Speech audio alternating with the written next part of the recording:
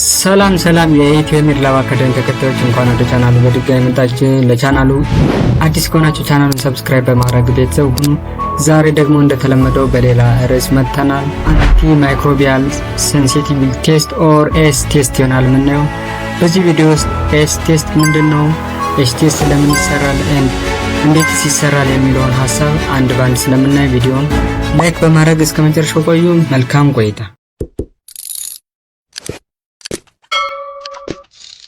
So, as introduction, the test is used to measure the ability of the drug to inhibit or kill bacteria or pathogens in the vitro.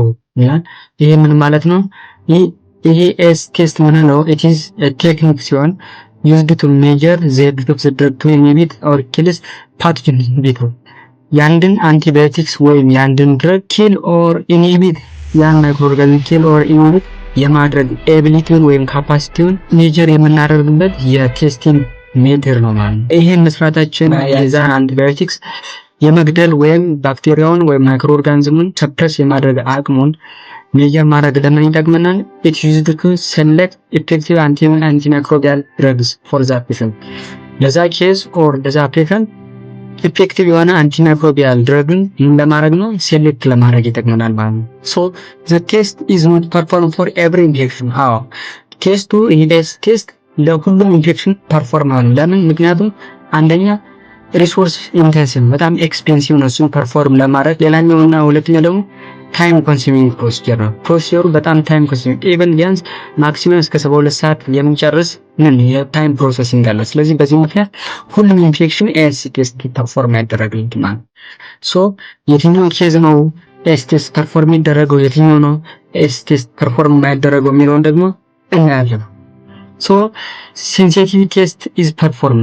ስለዚህ ኤስ ቴስት የሚሰራባቸው ኬዞች ምን አይነት ናቸው? አንደኛ ፎር and responding patients for after taking adequate therapy, that means treatment failure ያጋጥማቸው አንድ ሰው ስታንዳርድ የሆነውን አንቲባዮቲክስ ተሰጥቶን ያን በስርዓት ተጠቅሞ ነገር ግን ከ48 ሰዓት እስከ 72 ሰዓት ባለው ታይም ውስጥ ምንም አይነት ሪስፖንስ የማይሰጥ ከሆነ ለዛ መድኃኒት ምንም አይነት ሪስፖንስ የማይሰጥ ከሆነ that means the patient has ከፍተኛ የሆነ ቴምፕሬቸር ካለው WBC ወይም ነጭ ደም ሴሉ በጣም ከጨመረ እና ወርስት የሆነ ሲምፕተም ካሳየ ይሄ ማይክሮኦርጋኒዝም ለዚህ መድኃኒት ጥሩ አይነት ሪስፖንስ እየሰጠ አይደለም። that means ወይ ፕራይመሪ ኢንፌክሽን ድረግ ሬዚስተንስ አጋጥሞታል ወይም ደግሞ ሱፐር ኢንፌክሽን አጋጥሞታል ብለን ስለምንጠብቅ በዚህ አይነት ኬዞች that means ትሪትመንት ፊለር ያለባቸው ሰዎች ኤስ ቴስት ያስፈልጋቸዋል። ሌላኛው ደግሞ ኢሚዩን ኮምፒተንት የሆኑ ፐርሰኖች ኢሚዩን ሲስተማቸው በጣም ዝቅተኛ የሆኑ ሰዎች። ለምን? ምክንያቱም አሁን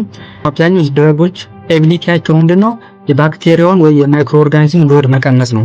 ከዛ በኋላ ቀሪውን የኛ ኢሚዩን ሲስተም ነው ክሊር አፕ የሚያደርገው። ነገር ግን ይህ የሚሆነው ኢሚዩን ሲስተማቸው ኖርማል የሆኑ ሰዎች ሄልዝ የሆኑ ሰዎች ማይክሮኦርጋን አንቲባዮቲክስ የማይክሮኦርጋኒዝም ሎድ ሲቀንስለት ከዛ የኛ ኢሚዩን ሲስተም ምን ያደርጋል? ክሊር አውት ያደርጋል ከኛ ሰውነት ማለት።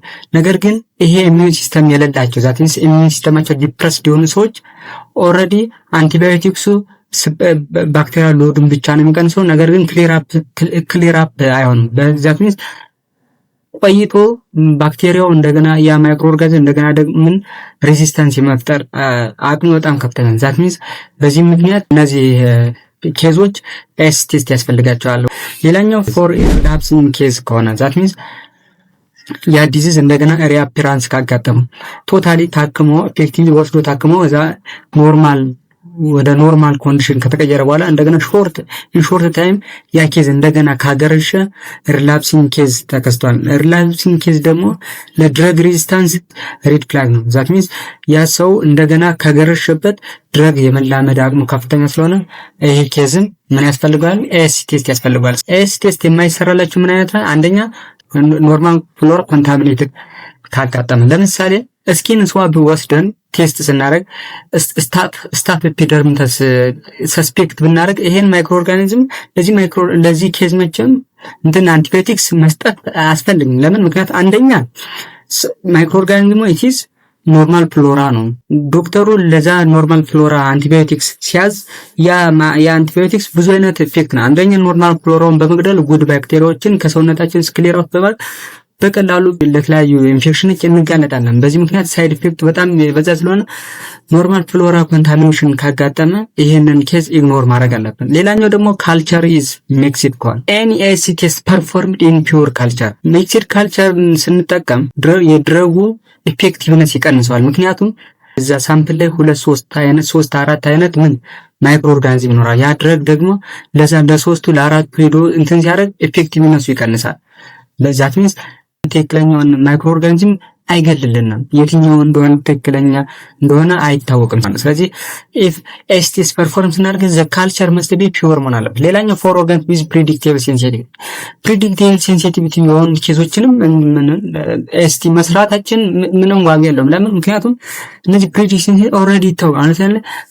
ስትሪፕት ቶራክስ ያጋጠመውን ሰው ኤስቲ ብንሰራለት ኢፌክቲቭነሱ ያን ያክል አይደለም። ምክንያቱም ይታወቃል።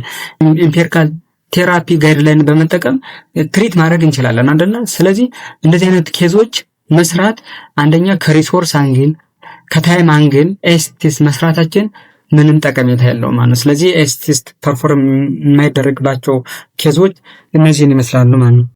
ሰላም የኢትዮ ሜድ ላብ አካዳሚ ተከታዮች፣ ለዛሬ ያዝነው ቪዲዮ ይህንን ይመስላል። ቪዲዮን ላይክ በማድረግ አበረታቱኝ። ስለነበረን ቆይታ አመሰግናለሁ። መልካም ቆይታ። ቻው።